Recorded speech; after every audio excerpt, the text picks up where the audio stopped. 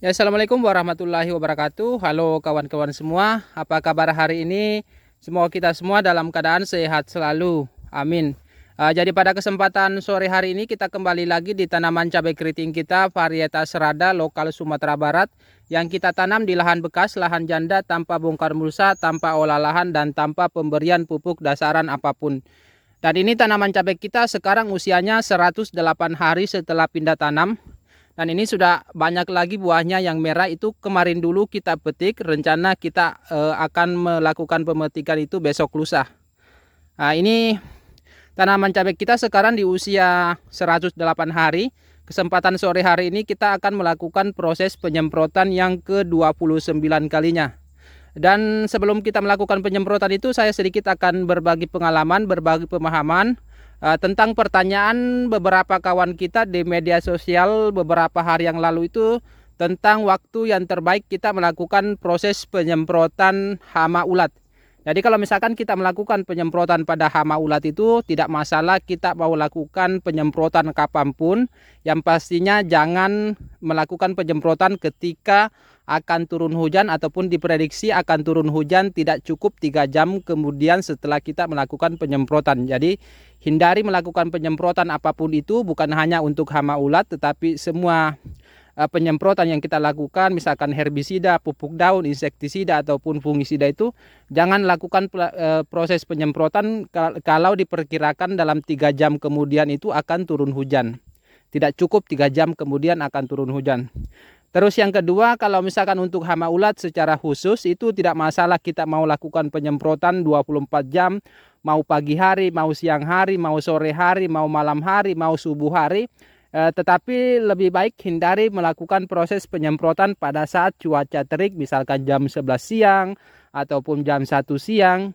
Tetapi kalau misalkan pada jam 1 siang ataupun pada waktu duhur, siang-siang hari tidak terik, itu tidak masalah kita melakukan penyemprotan untuk hama ulat. Tetapi kalau misalkan cuacanya sangat terik, itu hindari penyemprotan untuk insektisida hama ulat. Terus selanjutnya untuk insektisida hama ulat, misalkan hama ulat gerayak ataupun hama ulat bor pada tanaman cabai, untuk waktu yang terbaiknya itu kita melakukan penyemprotan pada malam hari. Apalagi pada misalkan hama ulat bor itu, kalau hama ulat bor itu kan dia masuk ke dalam buah, dan dia akan keluar dari dalam buah itu ketika cuacanya dingin ataupun cuacanya teduh. Misalkan pada siang hari, di saat siang hari cuacanya sangat terik ataupun sangat panas, itu hama ulat bor itu akan masuk ke dalam buah. Jadi kalau misalkan pada siang hari kita melakukan penyemprotan, itu hama ulat bornya tidak terkena racun yang kita gunakan, apalagi cuma kita mengandalkan racun kontak. Jadi kalau misalkan kawan-kawan ingin untuk efektivitasnya, untuk maksimalnya itu untuk penyemprotan hama ulat itu, tunggu hama ulatnya, misalkan hama ulat bornya itu keluar dari dalam buah. Dan untuk hama ulat secara umum itu dia beraktivitas pada malam hari. Jadi waktu yang terbaik untuk melakukan penyemprotan hama ulat itu adalah pada malam hari. Makanya itu banyak ada juga petani yang melakukan penyemprotan pada malam hari, khususnya lagi pada untuk mengatasi hama ulat. Tetapi secara umum untuk hama ulat itu kalau misalkan kawan-kawan tidak mampu melakukan penyemprotan pada malam hari, tidak masalah melakukan penyemprotan pada sore hari menjelang malam ataupun menjelang maghrib, di mana kondisi cuacanya itu lumayan dingin, lumayan teduh. Makanya biasanya kalau untuk hama ulat itu, hama ulat bor khususnya itu sudah mulai keluar pada cuaca sore hari seperti ini.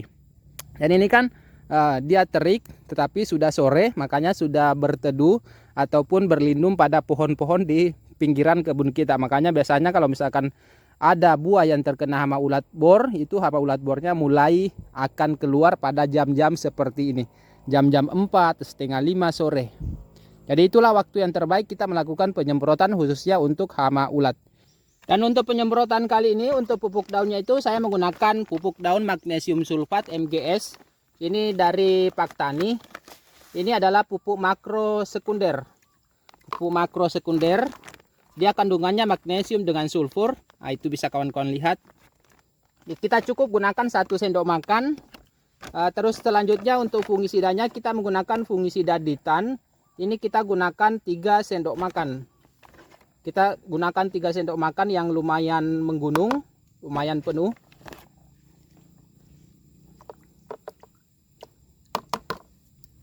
3 sendok makan. Terus selanjutnya untuk insektisidanya kita menggunakan insektisida Rejoso Gold. Ini bahan aktifnya klorfenapir dengan emamectin benzoat.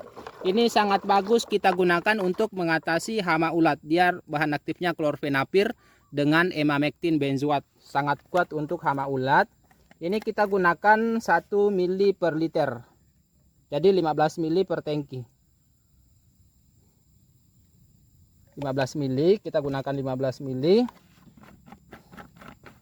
Terus terakhir kita menggunakan perekatnya juga 15 ml per tangki. Tinggal kita aduk dan akan kita masukkan ke dalam tangki penyepraian.